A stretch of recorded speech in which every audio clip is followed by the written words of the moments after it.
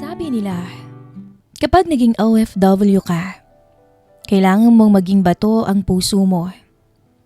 Nung umalis ako ng Pinas, bitbit ko ang pangarap ko para sa 7 taong gulang kong anak at ang pangakong mananatiling tapat sa asawa kong si Rhea, kahit pa pera lang ang palaging hiling niya sa akin. Sa Saudi, naging isang kadama ko. Isang anino sa loob ng marangyang mansyon. Sa unang 6 na buwan ko, ang tanging kalaban ko ay ang matinding lungkot at ang unti-unting paglamig ng asawa ko sa Pilipinas. Hanggang sa mapansin ko ang mga mata ni Tariq, ang anak ng amo ko. Isang binatang mayaman, makapangyarihan at may titig na unti-unting tutunaw sa puso ko. Hindi ko binalak na maging taksil, Miss Kay. Pero ang tao, kapag masyadong matagal nang nauulila sa kalinga, ay handang uminom kahit nalason pa. Basta maramdaman lang niya na buhay siyang muli.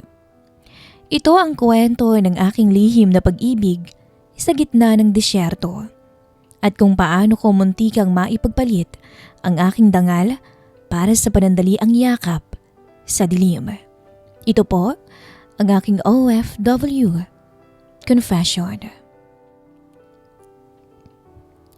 Dear Miss Kay, hindi ko naman pinangarap na maging ganito ang buhay ko. Sa edad na 32, may sarili na akong pamilya sa Pilipinas. Isang mabait, ngunit madalas na walang trabahong asawa. At isang 7 taong gulang na anak na siyang dahilan kung bakit ko tinitiis ang init at hirap dito sa Riyadh. Dahil may lahi akong Chino, ang tatay ko ay Phil-Chinese na nalugi ang negosyo noon. Nakuha ko ang mapuputing balat niya, singkit na mga mata at uwid na buhok na madalas mapansin ng mga tao. Sa Pinas, maraming nagsasabing maganda ako. Ngunit dito sa Saudi, walang saysay ang ganda o lahi pagsuot mo ng abaya. Isa ka lang kadama o katulong. Ang amo ko po ay si Madam Nura, isang may edad ng Arabong byuda na strikta pero makatarungan naman kung tratuhin ang mga tulad ko. Malaki ang bahay nila sa Riyadh. Puro marmol at mamahaling muebles na kailangang makintab araw-araw. 2 lang silang nakatira doon, si Madam Nura at ang anak niyang lalaki na si Sir Tariq. Si Sir Tariq ay 25 taong gulang, Miss Kay. Kung ilalarawan ko siya, para siyang artista sa mga teleseryeng Arabo. Matangkad, may pinong mga kilos at balbas na laging maayos ang tabas. Matangos ang ilong niya at may mga matang tila laging may tinatagong kwento. Nagtatrabaho siya sa isang kumpanya ng langis kaya madalas siyang wala sa bahay. O kaya naman ay gabi na akong umuwi. Sa unang 6 na buwan ko, bihirang magtagpo ang mga landas namin. Pag dumadaan siya, yumuyuko lang ako bilang tanda ng paggalang. Ngunit ang buhay sa ibang bansa ay nakakalunod ang lungkot. Pagkatapos ng maghapong pagod sa paglilinis, paglalaba at pagpaplansya, ang tanging takbuhan ko ay ang video call sa pamilya ko kada gabi. Pero nitong mga nakaraang buwan, tila lumalayo na ang loob ng asawa ko sa akin. Kapag tumatawag ako, laging nagmamadali. Laging nangihingi ng pera para sa mga bago niyang racket. At bihira nang magtanong kung kumusta na ba ako. Ang anak ko naman, Miss Kay, ay mas malapit na sa lola niya. Unti-unti, naramdaman ko ang matinding pangungulila, ang pag-iisa. Napapaligiran ako ng karangyaan sa bahay ng amo ko. Pero ang puso ko, tuyong-tuyo. Dito nagsimula ang unti-unting pagbabago ng ihip ng hangin. Isang hapon, habang si Madam Nura ay natutulog, bawal po silang gambalain sa oras ng kanilang siesta. Pumasok ako sa library ni Sir Tariq para mag-vacuum. Akala ko ay wala siya dahil kahit kasi nakaparada minsan ang sasakyan niya sa labas, madalas ay wala siya dahil sumasama siya sa mga kaibigan niya. Nagulat ako nung makita ko siyang nakaupo sa malaking swivel chair. Walang suot na tobe, kundi t-shirt at shorts lang, habang seryosong nakatitig sa kanyang laptop. As if, "Sir, sorry," nagmamadali kong sabi sa wikang Arabic. Sabay talikod na sana para lumabas. "No, Sheena, stay. It's okay," sagot niya sa malalim at baritonong boses. Nagulat ako dahil alam niya ang pangalan ko. Lumingon ako at pilit na ngumiti. "I will clean later, sir." "No, clean now. It doesn't bother me," sabi niya habang sumasandal sa upuan. Imbis na bumalik sa trabaho sa laptop, pinanood niya ako. Ramdam na ramdam ko ang titig niya habang nagpupunas ako ng mga estante ng libro. Dahil sa kabanga, nabitawan ko ang isang maliit na porcelain na figurine. Swerte namang hindi nabasag dahil makapal ang carpet. Pero mabilis akong lumuhod para pulutin to. Sa hindi inaasahang pagkakataon, lumuhod din si Sir Tariq para tulungan ako. Nagdaiti ang mga balat namin. Para akong nakuryente. Ang balat niya ay mainit. Mabango siya. Amoy mamahaling oud. O mamahaling pabango. Tumingala ako. At doon sa distansyang ilang pulgada lang ang pagitan ng mga mukha namin, nakita ko ang pagbabago sa kanyang mga mata. Hindi ito ang tingin ng isang amo sa kanyang katulong. Ito ay tingin ng isang lalaki sa isang babae. "You have beautiful eyes, Sheena," bulong niya sa wikang English. Ang kanyang boses ay tila haplos sa natutulog kong puso. "Different from others here." Naramdaman ko ang pamumula ng aking pisngi. Ang dugong tsino ko ay nagdala ng natural na kulay rosas sa aking maputing balat kapag nahihiya o kinakabahan ako. Thank you, sir. I have to go," sabi ko. Sabay tayo at halos patakbong lumabas ng silid, bit-bit ang vacuum cleaner. Hingal na hingal ako nang makarating sa aking maliit na kwarto sa tabi ng kusina. Hinawakan ko ang dibdib ko. Mabilis ang tibok nito. Mas mabilis pa kaysa nung huling beses na niyakap ako ng asawa ko bago ako sumakay ng eroplano papuntang Saudi. Sinilip ko ang aking sarili sa salamin. Tama bang nakita ko? O dala lang to ng matagal kong pagkamis sa kalingat at tensyon? Pagkalipas ng ilang araw, naging madalas ang mga ganoong tagpo, Miss Kay. Kapag wala si Madam Nura, dahil sa pagtitipo ng mga kababaihan, gumagawa ng paraan si Sir Tariq para lumapit sa akin. Magpapatimpla ng tsaa o kaya ay magpapahatid ng prutas sa kanyang kwarto. Isang gabi nga, bandang 11:00 na. Tapos na ang lahat ng gawaing bahay. Nakaupo ako sa may kusina at umiinom ng mainit na tsaa habang tinititigan ko ang litrato ng anak ko sa aking cellphone. Umiiyak ako ng tahimik dahil nag-away kami ng asawa ko kanina sa chat. Muli na naman siyang humingi ng perang lampas sa sahod ko para sa isang negosyo na alam kong mapupunta lang naman sa sugal o inom. Narinig ko ang yabag ng mga paa. Si Sir Tariq. Mabilis kong pinunasan ang aking mga luha at tumayo. "Sheena, why are you crying?" Tanong niya. Bakas ang tunay na pag-aalala sa kanyang muka. Lumapit siya sa akin. Nilabag ang distansya na dapat ay namamagitan sa aming dalawa. "Nothing, sir. Just missing my daughter." Pagsisinungaling ko. Bagamat kalahati naman noon ay totoo. Hindi siya nagsalita. Sa halip, tinaas niya ang kanyang kamay at dahan-dahang pinunasan ng natitirang luha sa aking pisngi gamit ang kanyang hinlalaki. Ang haplos na iyon ay napakalambot. puno ng pag-unawa na matagal ko nang hindi nararamdaman mula sa sarili kong asawa.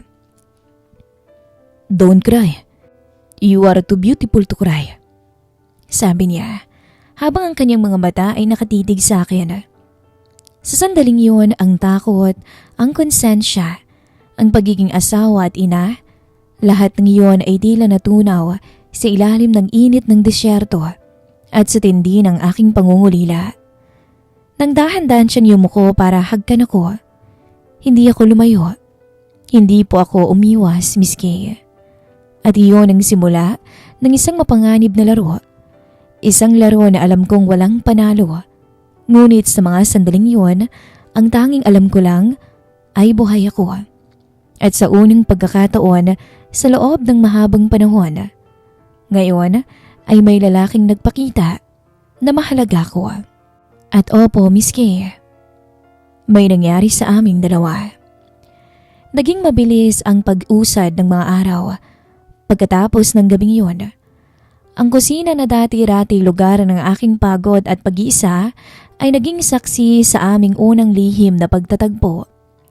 Sa bawat halik na pinupuslit namin sa likod ng mga nakasarang pinto, unti-unting nabubura ang takot sa aking isipan. Pinalitan ng isang uri ng pananabik na ngayon ko lang naramdaman sa buong buhay ko. Hindi ko maikakaila sa sarili ko na may mali, Miss Kay. Sa tuwing bago ako matulog, nakatitig ako sa kisame ng maliit kong kwarto at inuusig ako ng aking konsensya. Ako ay isang misis. May asawa akong naghihintay sa Pilipinas. Kahit ba madalas ay pera lang ang hinahanap sa akin. At may 7 taong gulang akong anak na umaasang ang nanay niya ay nagpapakahirap dito para sa kanyang kinabukasan. Ngunit kapag pumasok na si Tarik sa eksena, tila ba nagkakaroon ako ng amnesia. Ang bawat hawak niya ay nagpaparamdam sa akin na ako ay isang babaeng may halaga. Hindi lang isang makina na tagalinis ng kalat ng iba. Natutunan namin, Miss Kay, na maging eksperto sa pagpapanggap. Sa harap ni Madam Nora, ako pa rin ang masunurin at tahimik na kadama. Yumuyuko ako kapag kausap si Tarik. Sumasagot ng naam, "Oo po." Tila ba walang nangyayari sa likod ng mga kortina. Si Sir Tarik naman ay nanatiling formal. Ang tanging komunikasyon namin sa umaga ay ang mga nakaw na tingin. Isang mabilis na pag-angat ng kanyang kilay o ang matagal na pagtitig sa aking mga mata habang inaabutan ko siya ng baso ng tubig. Ngunit pagdating ng gabi, kapag natutulog na si Madam, pagkatapos uminom ng kanyang mga gamot, nagbabago ang buong paligid. Ang malaking mansyon na parang kulungan sa maghapon ay nagiging aming palaruan. Isang Biyernes ng gabi, ang simula ng weekend sa Saudi, nagpaalam si Tarik na lalabas kasamang mga kaibigan niya. Si Madam Nora naman ay maagang natulog dahil masama ang pakiramdam. Bandang 11:00, habang nag-aayos ako ng mga kubyerto sa kusina, narinig ko ang mahinang pagbukas ng pinto sa likod. Lumingon ako at nakita ko si Sir Tarik. Walang suot na tradisyonal na thobe, kundi naka-jeans at leather jacket. Mukha siyang galing sa isang mamahaling club o pagtitipon at amoy alak siya ng bahagya. Isang bagay na napakahigpit na pinagbabawal sa bansa, ngunit ginagawa ng mga mayayaman sa likod ng kanilang mga pader. Ito ang katotohanan na hindi lamang natin nakikitang lahat. "Sheena?" bulong niya habang sarado ng pinto o sabay sarado ng pinto ng dahan-dahan. Ang kanyang mga mata ay mapupungay at may kakaibang kislap. "Tarik, why are you here? Madam might wake up." Kinakabahan kong sabi. Pilit na lumalayo ng bahagya. Pag kaming dalawa lang, pinipilit kong tawagin siya sa pangalan niya kapag magkausap kami ng lihim. Hindi niya ako sinagot. Lumapit siya sa akin ng mabilis. Nagulat ako sa sumunod niyang ginawa. Hinalikan niya ako agad, Miss Kay. At doon, muli akong nawala sa katinoan. Sa gitna ng dilim, nilabag namin ang lahat ng batas ng kanyang relihiyon, ng kanyang bansa at ng aking kasal. Pagkatapos ng sandaling yon, habang nakasandal ako sa kanyang dibdib at hinahabol ang aking hininga, dahan-dahan siyang nagsalita. "You are different, Sheena." Bulong niya sa English. "Saudi woman, they are complicated. Everything is about family, about status. But you, I feel peace. I feel like I can just be myself." Masakit man isipin, alam kong bahagi ng atraksyon niya sa akin ay pagiging ibang-iba. Ang aking maputing balat, ang aking pagiging dayuhan at ang katotohanang wala akong kapangyarihan sa kanyang mundo. Ako ay isang ligtas na takbuhan para sa kanya. Pero para sa akin, ano ba siya? Isang takbuhan din ba mula sa isang asawang pabigat? At sa buhay na punong-puno ng pagkakautang? "Tarik," sabi ko. Tumingin ako sa kanyang mga mata. "What if Madam finds out? What if someone sees us?" Gumiti siya ng bahagya. Isang ngiti na may kasamang yabang ng isang lalaking alam na hawak niya ang mundo. "Nobody will know. This is my house and my mother trusts me.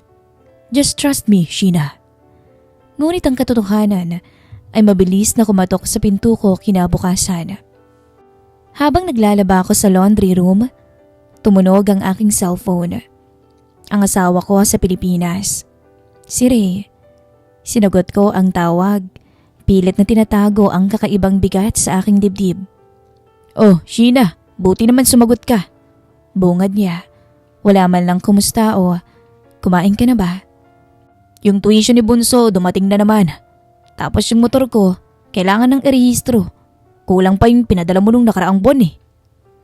Naramdaman ko ang pait sa aking lalamunan. "Pero Ray, kakapadala ko lang nung nakaraang sahod ko ah. Halos wala nang natira sa akin dito para sa sarili kong pangangailangan eh. Na hindi ko man lang mabilan yung sarili ko ng bagong sabon. Yung mga pansarili kong kailangan." "Sus naman to. Nandiyan ka na nga sa mga mayayaman eh. Lahat naman libre dyan, hindi ba?" Irritableng sagot niya. "Diskartehan mo na lang dyan yung amo mo. Humingi ka ng advance. Malaki naman ang tiwala sa'yo niyan, di ba?" Napatitig ako sa kawalan. Diskartehan ko na lang? Kung alam lang niya kung anong uri ng diskarte ang ginagawa ko ngayon para lang mabuhay sa lungkot at hirap dito. Isang matinding galit at panlulumo ang lumamon sa akin noon. Binalibag ko ang telepono. Pagkatapos sabihin gagawa ko ng paraan. Umiyak ako sa ibabaw ng tumpok ng mga maruruming damit. Doon ko na pagtanto ang malaking kaibahan. Ang lalaking pinangakuan akong mamahalin sa harap ng altar ay turing sa akin ay bangko. Samantalang ang lalaking banyaga, ang anak ng aking amo na tinuturing ng marami na mas mataas sa akin, ang siyang nagbibigay naman ng kalinga, ng papuri at ng pagpapahalaga kahit sa maling paraan. Nang gabing yon, hindi na ako naghintay sa kusina. Nang mag-text si Tarik na nasa kanyang library siya, ako na mismo ang pumunta roon. Hindi na ako ang biktima na tinukso. Ako na ang kusang sumuko sa agos. Pumasok ako, nilakang pinto at diretsyong lumapit sa kanya. Sa bawat haplos niya, Miss Kay, pilit kong inaalis sa isip ko ang boses ng asawa ko, ang mukha ng anak ko at ang takot sa bukas. Ngunit sa mundo, walang permanenteng lihim. Isang araw, habang naglilinis ako ng sala, napansin kong kakaiba ang tingin sa akin ng driver ng pamilya. Isang Pakistani na nagngangalang Asif. Matagal na siyang nagtatrabaho roon at tapat kay Madam Nura. Ang kanyang mga mata ay tila may nalalaman. Isang malamig na tingin na nagpabilis ng tibok ng puso ko sa takot. Ang panganib ay hindi na lang isang malayong posibilidad. Unti-unti na itong lumalapit sa akin. Sa mga sumunod na linggo, Miss Kay, ang kaba na dati dumarating lang tuwing gabi ay naging permanenteng multo na sumusunod sa akin kahit na tanghaling tapat. Hindi ko na magawang tingnan ng diretso si Asif, ang driver ng pamilya.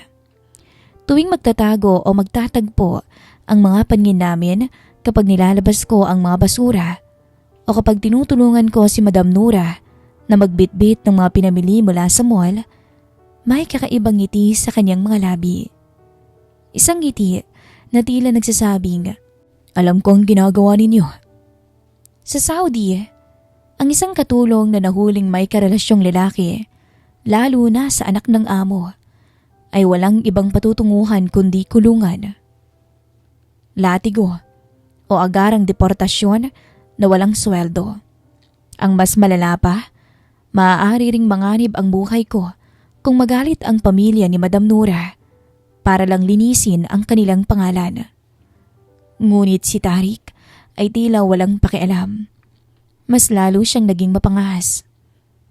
Isang hapon, habang si Madam Nura ay nasa kabilang bayan para bumisita sa kanyang kapatid na may sakit, pumasok si Tariq sa master's bedroom kung saan ako nagliligpit ng mga bedsheet.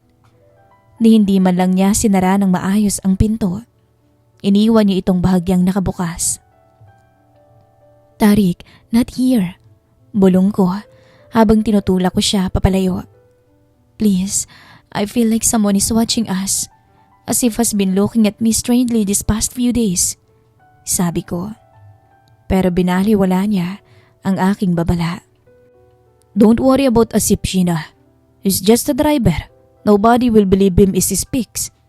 I am the man of this house now." "But I have husband, Tariq," sabi ko sa unang pagkakataon na binanggit ko ang aking katayuan sa buhay. Ewan ko kung bakit ko nasabi yun. Marahil ay dahil sa tindi ng guilt o dahil gusto kong paalalahanan ng sarili ko kung hanggang saan ang hangganan ko. Natigilan si Tariq. Lumayo siya ng kaunti at tumitig sa akin. Ang kanyang mga mata na madalas ay puno ng pagsuyo ay saglit na nagpakita ng lamig.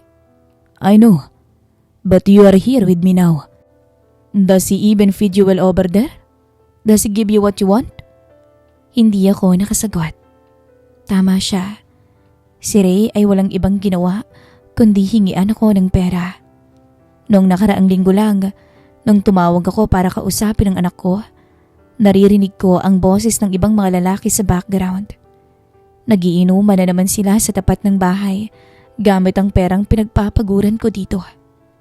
Nung magreklamo ako sa kanya, sinigawan ako ni Ray at sinabing wala akong karapatang magdikta dahil malayo ako. Ang sakit na iyon ang nagtulak sa akin, Miss Kay, para mas lalong kumapit kay Tariq. Kay Tariq, ako ay Reyna. Kay Ray, ako ay ATM. Pinagpatuloy namin lahat sa marangyang kama ng kanyang ina. Ang bawat sandali ay punong-puno ng saya, ngunit may halo na ring pait at takot.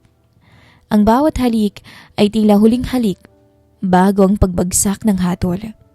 At ang lamat sa aming lihim ay tuluyang nabasag pagkalipas ng 3 araw. Gabi noon, bandang 2:00. Kakatapos ko lang mag-ayos ng kusina at papunta na ako sa aking kwarto nang makasalubong ko si Asif sa may pasilyo malapit sa quarters ng mga katulong. Bahira siyang pumasok sa loob ng bahay sa ganitong oras, maliban kung may pinag-uutos si Madam Nura. "Sheena," tawag niya sa akin sa mababang boses. Ang kanyang English ay may matigas na tono. "Yes, Asif, do you need something?" tanong ko, pinipilit na maging formal at matapang. Lumapit siya sa akin, sapat na malapit para maamoy ko ang tobacco sa kanyang hininga.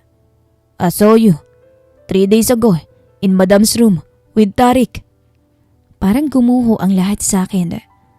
Naramdaman ko ang biglang paglamig ng aking mga kamay at ang mabilis na pag-ikot ng paligid. What? What are you talking about? I was just cleaning." "Don't lie to me, Sheena." Seryosong sabi niya. May halong pagbabanta ang tono. I know you, Pilipina. You use your face to get money from Saudi men. If Madam Nora knows about this, you go to see Jean. You understand? Naiyak ako sa takot. Hinawakan ko ang kanyang braso. Nagmamakaawa. Sif, please.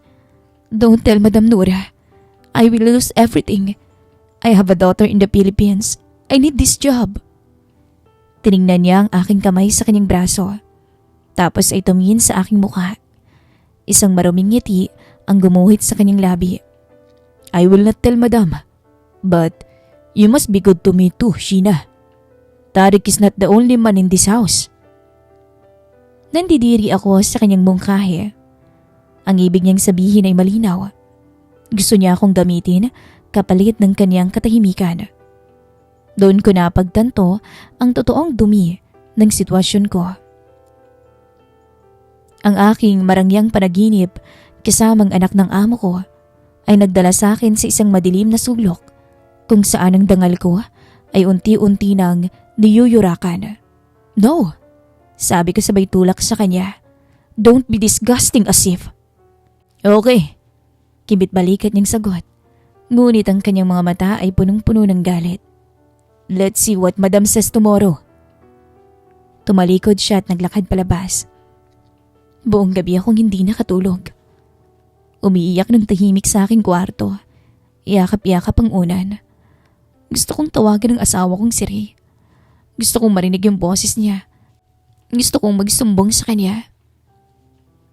Gusto kong sabihin, iligtas mo ko, iuwi mo na ako. Pero alam ko naman ang isasagot niya. Magagalit lang siya dahil mawawalan siya ng pera. Walang sasagip sa akin dito kundi ang sarili ko. Kinaumagahan, maaga akong nagising para maghanda ng almusal. Nanginginig ang aking mga kamay habang naglalagay ng pagkain sa lamesa. Pumasok si Madam Nora sa kusina. Suot ang kanyang abaya. Mukhang seryosong muka. Sheena? Tawag niya sa akin. Ang kanyang boses na dati ay kalmado ay may kasamang kakaibang lamig ngayon. Yes, madam? Sagot ko. Halos hindi makahinga. Asif want to speak with me after breakfast. He said he has something important to tell me about you. Tumingin siya sa akin ng matagal. Tila ba binabasa ang aking konsensya sa aking mga mata. Is there something I need to know, Sheena? Sa sandaling iyon, naramdaman ko ang dulo ng tali. Ang aking lihim na relasyon kay Tariq, ang aking pamilya sa Pilipinas, ang aking buhay dito sa Saudi. Lahat ng iyon ay nakabitin sa isang napakanipis na hibla. Lumingon ako sa may pinto at nakita ko si Sir Tariq na pababa ng hagdan. Walang kamalay-malay sa bagyong paparating. Napatitig ako kay Sir Tariq habang pababa siya. Suot niya ang kanyang malinis na puting tobe, amoy mamahaling pabango at walang kaalam-alam na ang mundong binuo namin sa dilim ay malapit nang mawasak sa liwanag ng umaga. Napansin niya ang tensyon sa kusina. Tumingin siya sa akin, tapos ay sa kanyang ina na nakaupo sa pagkainan na tila isang hukom. Good morning, Mother. Is everything all right? Tanong ni Tariq habang umuupo. Hindi agad sumagot si Madam. Inayos na ang kanyang hijab bago tumingin ng mariin sa kanyang anak. Asif wants to speak with me, Tariq. He claims he saw something inappropriate inside this house. Something involving Sheena. Naramdaman ko ang biglang pagbabago ng paligid. Ang kutsarang hawak ko ay halos mabitawan ko. Tumingin ako kay Tariq. Nagmamakaaw ang aking mga mata sa kanya na gumawa siya ng paraan. Nailigtas niya ako. Saglit na natigilan si Tariq, ngunit mabilis ding bumalik ang kanyang pagiging kalmado at mapagmataas. Mother, Asif is a driver. Why are you listening to his gossip? He should mind his own business outside. Sagot ni Tariq na may halong inis sa boses. He is not just a driver, Tariq. He has been with our family for 10 years. Sabi ni Madam Nora. Mas lalong lumalamig ang boses. He said he saw Sheena inside my room with you. Lalong bumilis ang tibok ng puso ko. Pakiramdam ko hihimatay na ako sa takot. Ito na ang katapusan ko. Inisip ko ng aking anak sa Pilipinas. Paano kung makulong ako? Paano kung itapon ako sa kulungan sa Saudi na walang nakakaalam? Tumingin sa akin si Madam Nora. Sheena, look at me. Is it true? Did something happen between you and my son? Bago pa ako makapagsalita, Miss Kay, tumayo si Sir Tariq. Humarang siya sa pagitan namin ng kanyang ina. Mother, stop this. Sheena was in your room because I asked her to clean it. Asif is lying because he is jealous. He has been bothering Sheena for weeks and she rejected him. He's making up stories to get her fired. Nagulat ako sa sinabi ni Tariq. Ginamit niya ang banta ni Asif kagabi para baliktarin ang sitwasyon. Is this true, Sheena? Tanong muli ni Madam Nora. Ngayon ay may pagdududa na sa kanyang boses para kay Asif. Yes, madam, it's true. Lumabas na sa wakas ang boses ko. Nanginginig, ngunit pilit kong pinapatatag. Asif, he blocked me in the hallway last night. He told me to be good to him or he will make up stories to you. I was scared, madam. I didn't do anything wrong. I am a married woman. I have husband in the Philippines. I have daughter. Ginamit ko ang huling alas ko. Ang aking pagiging marangal na ina at asawa sa kanilang paningin. Ang aking maputing mukha ngayon ay basang-basa na ng luha. Nagmukha ng biktima ng pang-aapi. Napatayo si Madam Nora. Galit ang mukha, ngunit hindi sa amin, kundi kay Asif na. Sa kulturang Arabo, napakalaking kasalanan para sa isang baniyagang driver ang bastusin ang mga babae sa loob ng bahay ng kanyang amo o ang makialam sa mga usapin sa loob ng tahanan. Call Asif now! Utos ni Madam Nora kay Tariq. Pagkalipas ng ilang minuto, pumasok si Asif sa kusina. Kumpiyansa ang kanyang lakad nung una. Ngunit nang makita niyang galit sa mukha ni Madam Nora at ang malamig na titig ni Tariq, biglang nabawasan ang kanyang yabang. Madam, I swear I saw them. Panimula ni Asif. Shut up, Asif! Sigaw ni Tariq. Nilapitan niya ang driver ng may matinding otoridad. How dare you threaten our housemaid? How dare you enter to the house at night to harass her? You are a driver. Your job is outside, not watching my mother's room or blackmailing women. But I am telling the truth. They were. Pack your bags, Asif. Pinal na sabi ni Madam Nora. Pinutol nito ang kanyang sinasabi. I will not keep a driver who threatens people in my house. You will get your final settlement and you will go back to Pakistani this week. Go! Hindi na nakasagot si Asif. Tumingin siya sa akin ng may galit, ngunit wala naman na siyang magagawa pa. Natalo siya sa kapangyarihan ng pamilyang nagpapasahod sa kanya. Nang lumabas siya ng kusina, parang nabunutan ako ng napakalaking tinik. Ngunit kasunod nun ay ang matinding takot sa aking sarili. Nailigtas kami ng kapangyarihan at yaman ni Tariq, ngunit hanggang kailan? Nang mag-isa na lang kami ni Tariq sa kusina, habang si Madam Nora ay nasa kanyang kwarto, lumapit siya sa akin at hinawakan ang aking kamay. I told you, Sheena, I will protect you. Bulong niya. May ngiti sa kanyang mga labi na tila ba isang laro lang ang lahat. You don't have to worry anymore. Tiningnan ko ang kanyang kamay na humawak sa akin. Ang lalaking ito ay makapangyarihan sa kanyang mundo. Ngunit ang mundong to ay hindi sa akin. Napagtanto ko ang isang malaking katotohanan. Nailigtas ako ni Tariq ngayon dahil ari-arian niya ako sa loob ng bahay na ito. Pero kung ang relasyon namin ay tuluyang mabulgar, siya ang poprotektahan ng kanyang pamilya at ako naman ang isasakripisyo. Ang pag-ibig o pagnanasa ng isang Arabo sa kanyang katulong ay walang seryosong patutunguhan.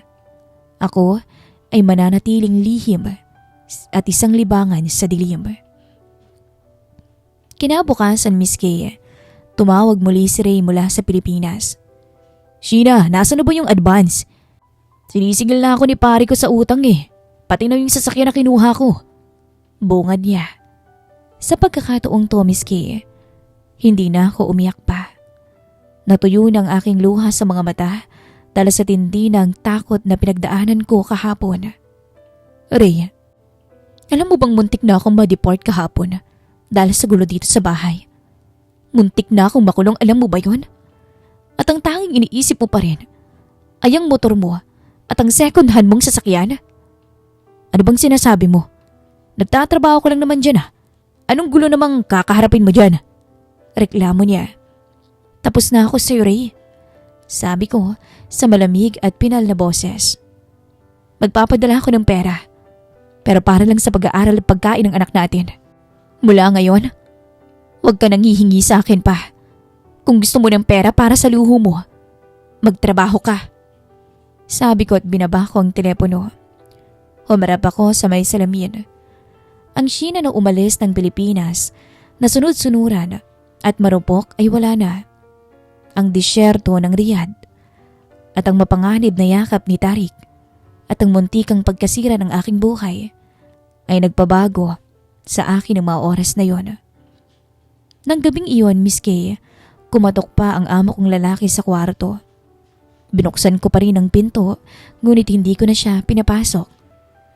"We need to stop this, Tariq," sabi ko sa wikang English.